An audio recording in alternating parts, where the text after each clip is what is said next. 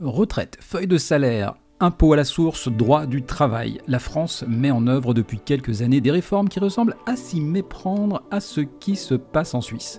Alors, est-ce une simple coïncidence? Pas sûr. Allez, c'est parti.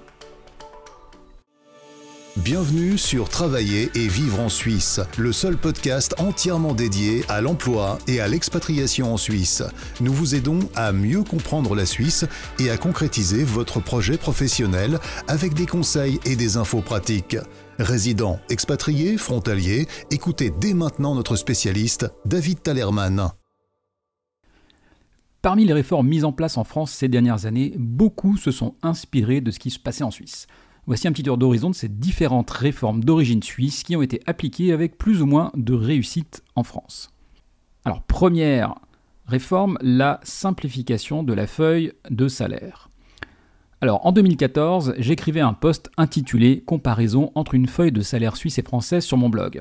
Ce post, qui a été mentionné dans de très nombreux articles et repris par certains journalistes, marquait la différence entre les feuilles de salaire françaises, avec 33 postes de charge différents, donc très fournis, et les feuilles de salaire suisses, avec 13 postes de charge, et encore en cherchant bien. En effet, il n'y a rien de plus simple qu'une feuille de salaire en Suisse, et surtout, tout le monde, ou presque, peut la comprendre. Ce qui n'était pas le cas avec la feuille de salaire française. Le 1er janvier 2018, le gouvernement a décidé d'imposer le bulletin de salaire simplifié. Dans cette nouvelle feuille de salaire, les postes de charge ont été agrégés, ce qui rend effectivement ces lectures plus simples, mais cela n'a pas rendu sa compréhension plus simple, bien au contraire. Et parmi les choses incroyables que cette feuille de salaire simplifiée permet, et ce que peu de salariés en France savent, c'est qu'il finance chaque mois les organisations syndicales françaises, et maintenant c'est complètement caché. Deuxième réforme, l'impôt à la source. Puisque nous sommes dans les questions d'argent, alors restons-y. Depuis le 1er janvier 2019, l'impôt à la source est une réalité pour tous les résidents français ayant des revenus en France. Ce mécanisme existait en Suisse depuis si longtemps que je n'arrive même pas à retrouver quand. Mais avec une nuance, il n'est appliqué qu'aux étrangers et dans certains cas seulement. En effet, l'impôt à la source en Suisse, c'est un mécanisme qui permet au service cantonal des impôts de récupérer chaque mois un montant d'impôt directement sur le salaire de l'employé. Cette somme d'argent est prélevée par l'employeur et reversée à l'office cantonal des impôts, un mécanisme très similaire à celui qu'on observe en France. On peut estimer que cette réforme française est, pour la plupart, plutôt une bonne chose et permet une meilleure gestion de ses revenus. Troisième réforme, la réforme du droit du travail. La France essaye tant bien que mal de réformer son droit du travail, de le rendre plus actuel, plus adapté à son époque. Difficile avec les syndicats français qui bougent pour que rien ne bouge, de faire progresser le sujet.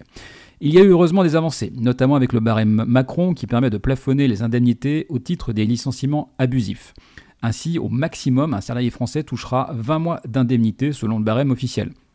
On est encore loin de la Suisse, où en général, un salarié dans une même situation touchera au maximum 6 mois de salaire pour ses indemnités de départ. Alors le droit du travail suisse est effectivement définitivement plus souple, plus équilibré, moins protecteur du salarié, et peut-être verrons-nous un lien entre cet assouplissement du droit du travail et les performances sur l'emploi et économique des deux pays, la Suisse comme la France, qui ces dernières années, il faut le dire, ont été plutôt très bonnes. Quatrième réforme, l'apprentissage.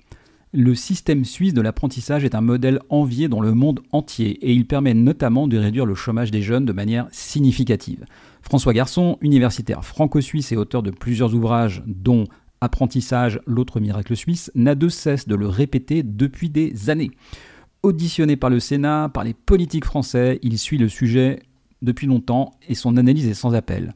La France a beau constater que cela fonctionne à l'étranger, la France est très en retard, malgré la création de 718 000 nouveaux contrats d'apprentissage en 2021, en progression de 37% par rapport à l'année précédente. On revient de loin.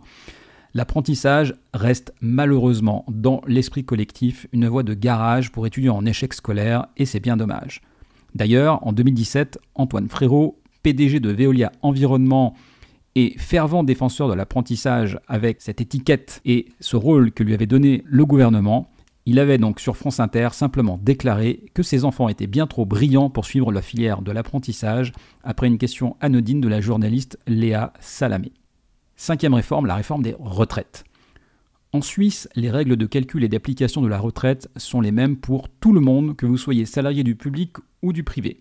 Certes, il existe des différences significatives avec les caisses de pension, qui peuvent être plus ou moins intéressantes selon les sociétés, mais au moins le mode de calcul est identique.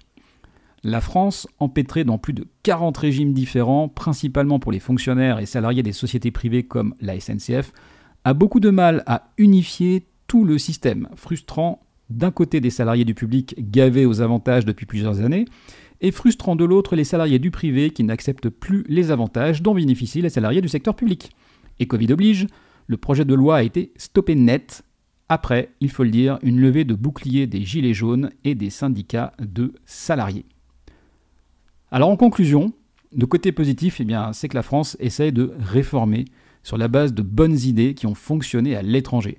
Alors certes, toutes ces idées ne sont pas toutes spécifiquement suisses, mais elles ont fait leur preuve de l'autre côté de la frontière française et dans d'autres pays. Allez, tchuss! Merci de nous avoir rejoints pour cet épisode de Travailler et vivre en Suisse. Abonnez-vous à ce podcast et notez-le. Visitez le site www.travailler-en-suisse.ch pour plus d'informations sur le sujet abordé aujourd'hui et pour accéder à encore plus de ressources et d'informations.